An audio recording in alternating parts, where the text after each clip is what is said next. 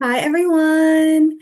My name is Rachel Buzade. I am a Vedic astrologer, and I thought it'd be really fun for us to look at the novelist and poet Sylvia Plath's Vedic birth chart together. So I have her Vedic chart pulled up. I thought that Sylvia Plath is someone who I personally haven't seen done before. So fresh take, which is always good.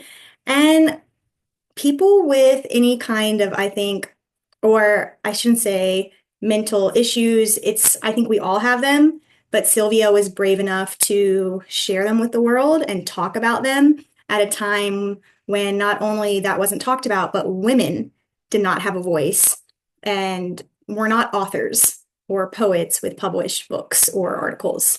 So she's definitely a pioneer. And let's just have some fun looking at her chart. So I'm just going to read a little bit about her. Sylvia Plath was born in 1932 in Boston, Massachusetts, October 27th, and she died in London, England in 1963. She was an American poet and novelist whose works often explored themes of alienation and self-destruction. She was the eldest of two. Her father was a German-born professor, and her mother was a high school teacher. Her father died a week after her 8th birthday, an event that deeply impacted her, and she wrote about quite extensively in a famous poem called Daddy, where she really talks about him abandoning her and having an extreme just resentment and feeling super hurt by it. Kind of plagued her life and really impacted a lot of her writing. She was a literary talent from a young age, publishing her first poem at age 8. She continued to publish poetry and short stories throughout her adolescence in various publications. She attended Smith College and graduated with honors. She went on to a school in Cambridge, England, where she met her husband and poet, Ted Hughes, who was already a very famous writer with a lot of respect. They ended up having two children, Frida and Nicholas. She went on to publish the autobiographical novel, The Bell Jar, which I hope a lot of you are familiar with, which is what she's definitely famous for. Um, and her mom ended up publishing a lot of her poems and writings after she died. She died by suicide um, on February 11th, 1963, in London. So let's get into this. So I have her chart pulled up here. I'm using the North Indian style chart where it goes counterclockwise. So Rahu, her ascendant in Aquarius, number 11, is the first house, and it goes all the way around until Saturn in Capricorn here is the 12th house. So when we look at her ascendant, we can see that she is an Aquarius rising. This is how she presents herself outwardly. This is her personality to others.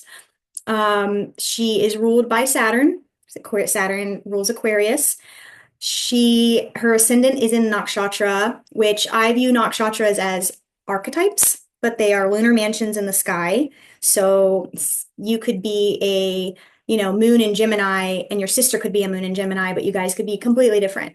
That's because 2 to 3 nakshatras span each sign. So hers is a Dhanishta. It's ruled by Mars. So that's really interesting to me as well because Dhanishta is the nakshatra that is known as the lucky one, the rich one, the one that gets a lot of attention, the one that is seen. There's a like regalness to this nakshatra. It's connected to, Audrey Hepburn has this, Marilyn Monroe has a connection to Dhanishta. So if that gives you kind of an example of how it can play out. So she's an Aquarius, so she's someone who really cares about the collective.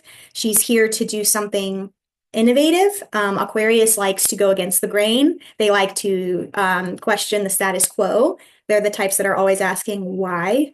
I love Aquarius. But yeah, and we can see that her ruler, Saturn, is in the 12th house. So when the first house ruler is in the 12th house, that usually means that the person either is an introvert and likes being isolated and alone, or feels isolated and alone, feels like there's no support and that they're always on their own in life, which I could already say could lead to a lot of mental disturbances. Um, Saturn, I can say that when, even if someone were to say, well, I am introverted with this placement and I like it, there usually is a deep rooted kind of wounding, even if they're not aware of it, of feeling alone and feeling like no one helps them out or that no one understands them. Okay. So that's right in her ascendant.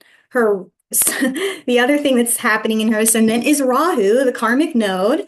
Rahu is the north node. It is bodiless. It only has a head, whereas Ketu is the south node and doesn't have a head.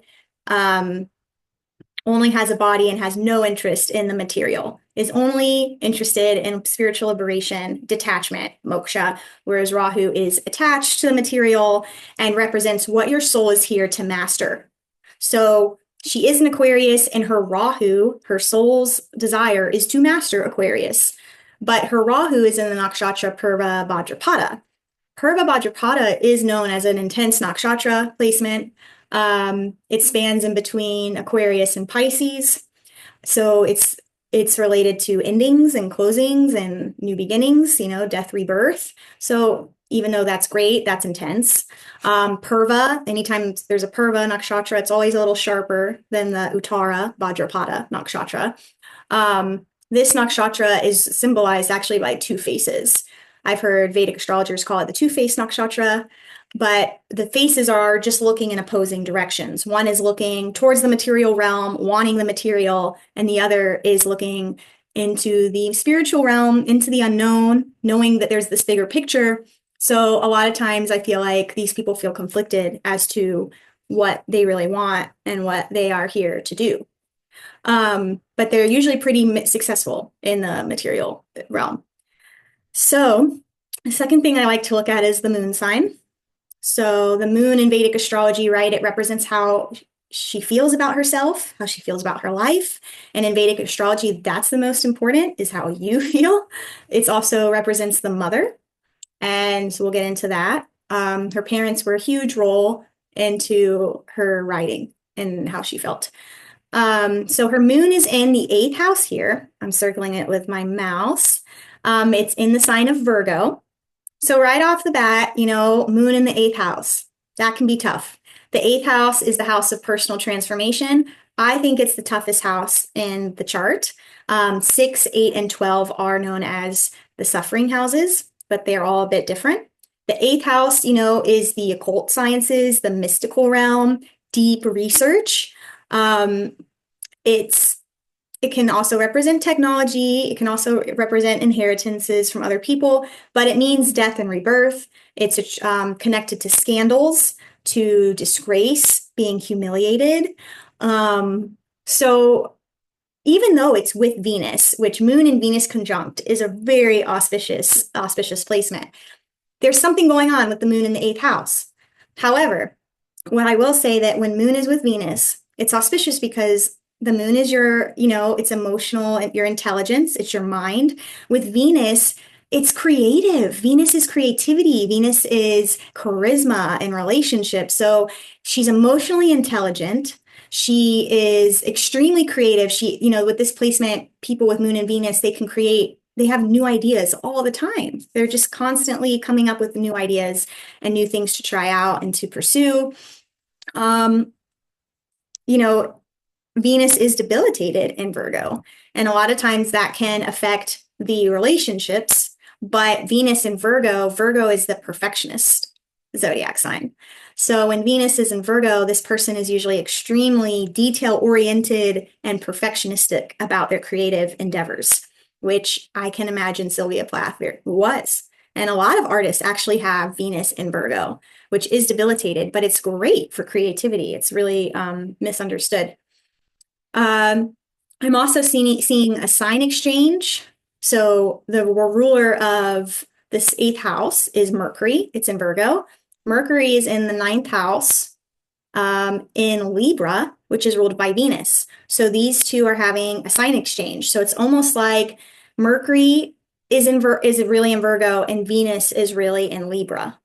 So I wouldn't say it completely cancels out the Venus in Virgo and the Mercury in Libra, which Mercury in Libra usually is not so bad. It actually does well.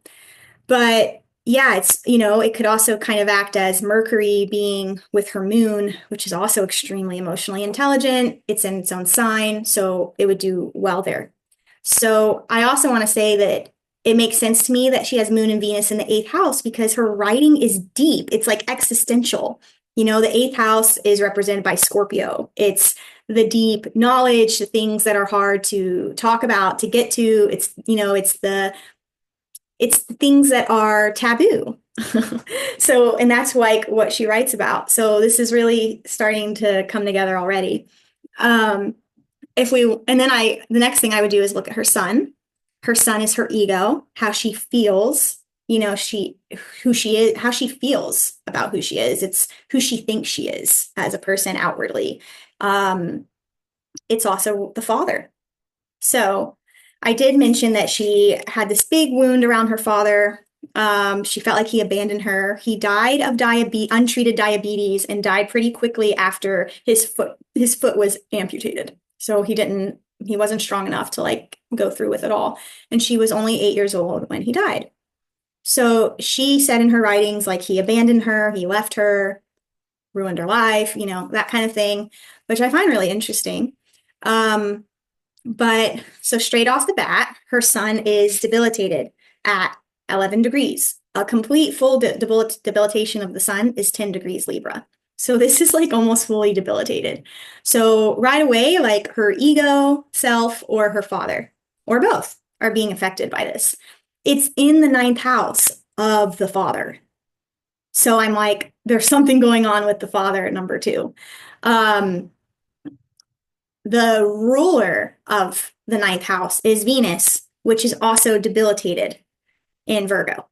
So when the seventh house ruler is in the eighth house, when the ninth house ruler is in the eighth house, it kind of I see a lot that's either the father does die when that person is younger, or the father has a pretty tough life, or has a lot of hardship, or creates suffering to the person. So he died when she was 8 years old. It's right there. So that's I think number three. Like I said, her Mercury and Venus are exchanging signs. However, another thing that's going on is that her aspects. She has Rahu. Rahu aspects 5 and 9 from itself. So 1, 2, 3, 4, 5, 6, 7, 8, 9. Rahu is aspecting her Mercury and her Sun. It's also being aspected by Mars. 1, 2, 3, 4. Mars aspects 4, 7, and 8 from itself. So, and there is a Saturn aspect here. So Saturn aspects 3, 7, and 10 from itself. So 1, 2, 3, 4, 5, 6, 7, 8, 9, 10. That is 3 malefic planets hitting her Sun and her Mercury. So that's, that's just brutal. It's brutal for anyone. It'd be one thing if she had one malefic hitting her Sun and Mercury, or maybe 2, but that's 3. That's 3. And what's really interesting is her Mars, which is aspecting the Mercury. It's in the same degree. Mercury represents your communication, your mind, it's the sun of the moon. So it's the child. It's more playful. But the Mercury is extreme intelligence. It's sharing information, but it's your nervous system. It's your lungs. So Mars hitting her Mercury that tightly, it's a planetary war, yes, but she has extreme anxiety issues and issues with her nervous system and with feeling just stuff with the mind, right? There's just a lot going on there. So we talked about the Rahu and the Saturn, but now you have Mars on her Mercury like that, and Rahu and Saturn. They're less tight, but Rahu's at 23, her Mercury's at 28. So this is like really significant. Saturn is also, it's within 6 degrees of her sun. So, I lost count at how many pieces of evidence we're seeing about her dad. It's crazy. There's so many that there's something going on with her father. What I think too is really significant is that when the sun is in the ninth house, a lot of times that person sees their father as a teacher, or they have a close relationship to their father. They see them as as a person, is a mentor, maybe a mentor to others. He was a professor, you know, and I think she saw him as her teacher, which was why it was so much more devastating that he died. And I think that's why she just couldn't fathom it. 'Cause she really wanted a close relationship with her dad. And I think she looked up to him. So I think that's why it was just such a big deal. One other thing I want to point out is the moon represents the mother. So Sylvia, on one hand would say that she had a great relationship with her mother, that they were really close. But then some writings, she would call her mother a witch and like over domineering. And after her first suicide attempt, apparently her, therapist told her she has permission to hate her mother. So there's something going on there. And I say that because the mother, it's in the eighth house. And when you look at the fourth house, which also represents the mother, it's ruled by Taurus. So there is something nurturing and grounding and supportive with her mom. But it's in this, the ruler of Taurus is Venus, and Venus is in the eighth house of suffering. So I can imagine when her dad died, her mom had to like now support her two children alone. I'm sure that's a lot of hardship. I'm sure her mother might have had personal transformations. And I think that there is something going on there. The moon is in Virgo. Virgo is the critical zodiac sign. So I think it's complex for sure. So let's move on. So another thing with Sylvia Plath is her marriage. If you don't know, her husband was Ted Hughes. Sorry, I'm laughing not because it's funny. It's just that it's a complicated situation.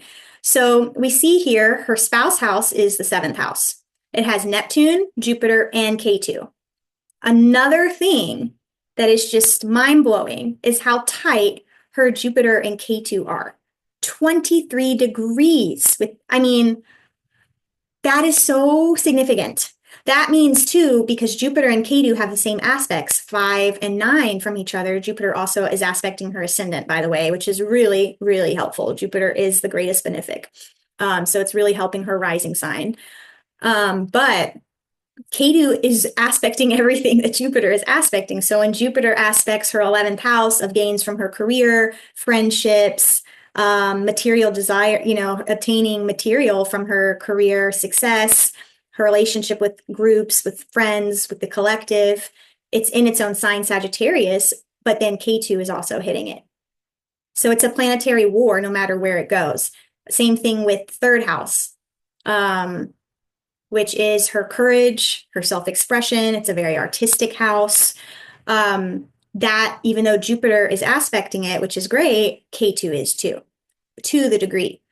So, and K2 is going to bring some sort of issue. It just does. I'm curious about her siblings because this is also the sibling house. But another thing that's going on is even though her son is debilitated in this ninth house of fathers and teachers, these are all opposing and fully aspecting her third house. The third house is the house of creativity. It's how you express yourself to the world. So like sharing information, publishing, especially articles and smaller novels.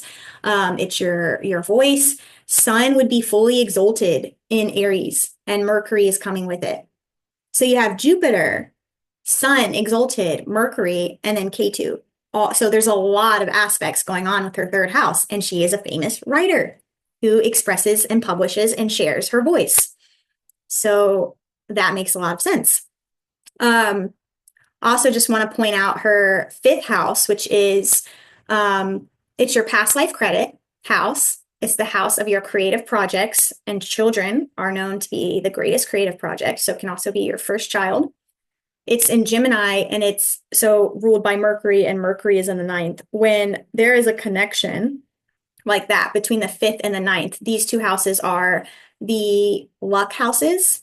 But this also shows that there is extreme luck with her teachers and her mentors and her education. Both of these houses are education. And her starting out, I mean, I think she had a lot of great mentors that really promoted her to write. She did really good at university. So that's a past life credit, her writing and her education. Um, so that's really cool.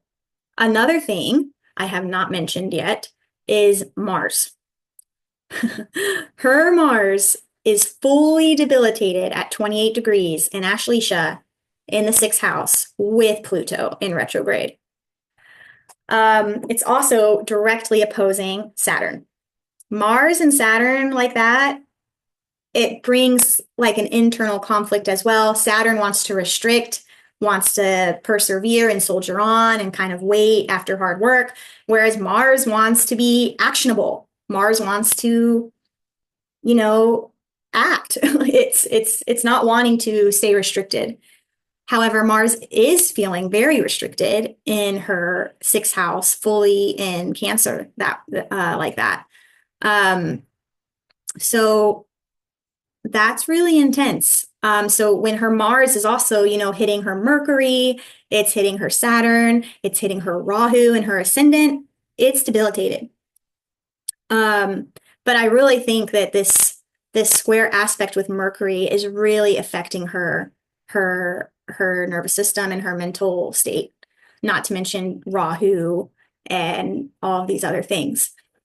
So let me get back to her spouse. Sorry about that. So her spouse, Ted Hughes, he was so there he was known for cheating on Sylvia. Okay, there's no other way to put it.